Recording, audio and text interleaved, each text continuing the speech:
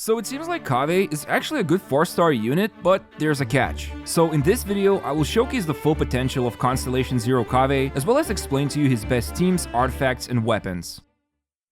So let's first take a look at Kaveh's personal damage. For this showcase, he is equipped with Forest Regalia, although you could also go for Favonius Greatsword as another free-to-play option, while his loadout is Gilded Dreams 4 set. Keep in mind for most team comps, it will actually be Deepwood 4 set, but I just want to showcase his damage first. Also, he is level 90, Constellation 0, and his talents are all raised to level 9. Now, starting off with our beloved Drake boss, his skill hits for 9,227 damage, while the burst with a lower multiplier pushes out 7,237. With the burst, he also gains Dendro Infusion, so by using his normal attack combo, each swing ends up doing on average 4,000 damage, and the highest damaging attack is the 4th finishing slash. In total, if I just do his whole rotation, we end up with roughly 90,000 overall damage, assuming he lands 3 skills, 3 full combo strings, and the initial burst hit is also counted. Obviously, that's laughably low, so now if we use Fischl here with Deepwood 4 set, we enable spread reactions for Kaveh and debuff the Drake by reducing its Dendro resistance. Now, Kaveh ends up dealing about 183,000 damage, so basically double the amount when compared to his unbuffed damage.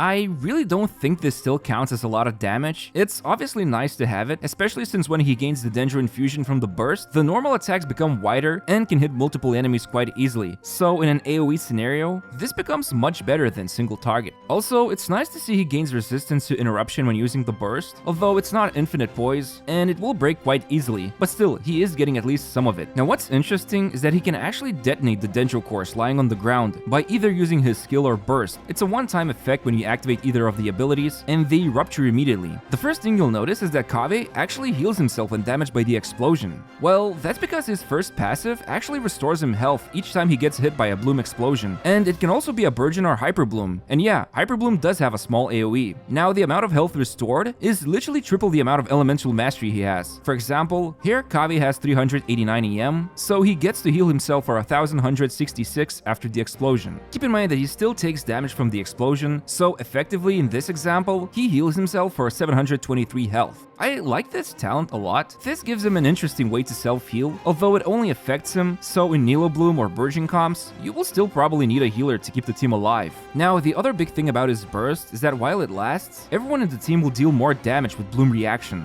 Sadly, this is only the actual Bloom reactions. The damage won't get increased for Hyper Blooms or Burgeon. But I don't think it's worth getting bummed out about this, since the actual damage increase is pretty small with all things considered. Even though the level 9 burst shows the bonus is 47%, you would think that means almost 1.5 the amount of damage from blooms. However, it's an additive boost, so in reality, if Kokomi with 1050 EM would normally deal 15,417 damage with a bloom sheet generated, with Kaveh's boost, this number becomes 16,524. Basically, this only increases the damage by 1,108. I mean, it's nice to have it, but this is nowhere close to Nilo's Bloom damage buffing. And it's actually funny, Kokomi with Nilo's buff deals about 28,000 damage, and if I add Kaveh into the team, he yet again boosts the damage by the same amount. Overall, you would think Kaveh's potential is kinda below average, but I think now would be a good time to take a look at his team comps, so we can finally understand why he's actually great. So naturally, you would assume we should first start with a free-to-play Bloom team to utilize that Kaveh's Bloom damage buff. Well, the reality is, Bloom damage outside of Nilo's bountiful core teams is really bad, and there's a reason why people either go with Nilo, Hyper Bloom, or Burgeon comps instead. You see, even if Kaveh can immediately trigger explosions with his skill and burst, it doesn't happen very often. There's still a bunch of cores lying on the ground, so the damage is delayed or the enemies can even move away from them. And realistically, you can expect to immediately explode the cores up to 4 times within a single rotation, assuming you land the skill 3 times along with the burst. But I won't lie, it's nice to see a new unique team on the block, but I just don't think it's that great in the Abyss, although it's definitely nice to use in world exploration. So why is Kaveh great then? Well, the Dendro Infusion he gains is actually amazing. Like, you can easily build Hyper Bloom or Burgeon teams with him, since he has a nice Dendro application and pretty decent AoE coverage. In fact, you can easily use a free-to-play Hyperfridge team with Cookie, Xingqiu, and Kaya. Not only can you freeze the enemies, but you can see for yourself how easy it is to pilot it. Kaveh here is equipped with Forest Regalia Azalea, he goes second in rotation to first use the skill so that Cookie afterwards can pick up the leaf from the ground and gain increased elemental mastery, resulting in 41,000 Hyperbloom damage, which is pretty awesome if you ask me. And the same can be said about Burgeon. Yet again, a team of just 4 stars with Kaveh, Xingqiu, Fischl, and Toma. I really love this team, especially since there's no healer, but combined with Toma's shield, even if it's really small, as well as Kaveh's self-healing from Burgeon damage, results in a nice performance, and it's a really fun team comp to use. Although, one thing I noticed is that Kaveh is really bad when it comes to energy. Even though he uses the skill up to 3 times, each time the skill grants 2 particles, so 6 in total, and even when he absorbs them on field, most of the time, I still had to equip energy recharge sands, just to make sure he can have the burst ready, since without it, the team doesn't work.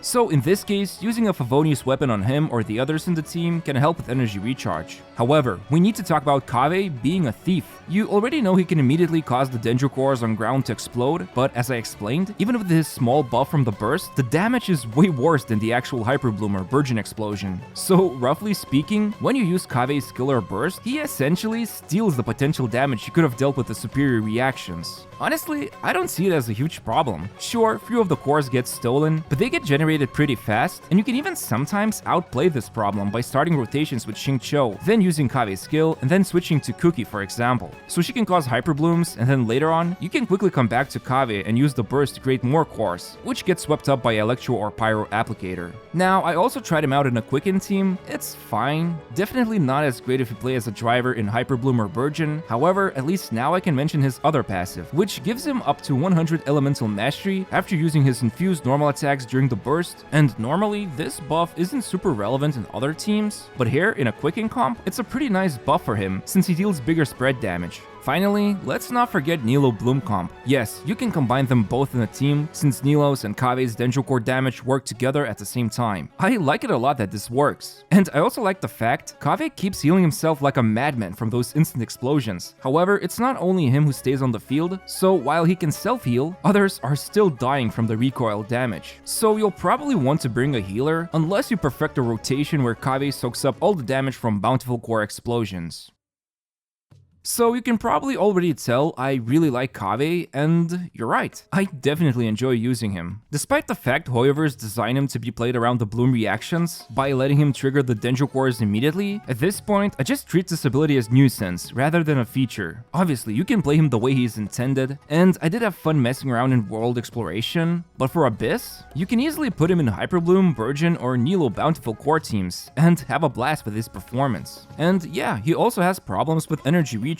However, he doesn't deal that much damage no matter how you build him, so prioritizing energy recharge with Sand's main stat artifact and or equipping him with Favonius weapon doesn't feel like a waste of his damage potential. In fact, I did build him with a 5-star weapon along with Gilded Dreams, while giving someone else the responsibility to apply Deepwood artifact debuff. But even then, I think him carrying the Deepwood and becoming a go-to driver for Bloom team variations is the ideal solution if you care about the Abyss. Honestly, I'm just super happy we finally have a 4-star character who can finally apply Dendro on field. You could kinda do this with Yao Yao and Kale, but Kaveh is the real deal. He is basically a smaller version of Alhaitham, which is ironic since these two are buddies in the game's lore. Oh, and if you're wondering, he is absolutely fine at C0. Don't bother pulling for his Constellations. In fact, the final Constellation allows him to hijack even more Dendro cores, so I would think carefully about activating it if you want to retain consistent Hyperbloom or Burgeon teams. Anyway, I hope you enjoyed this video, and if you did, make sure to press the like button and subscribe to my channel for more videos that are coming soon. Thanks for watching, and see you next time.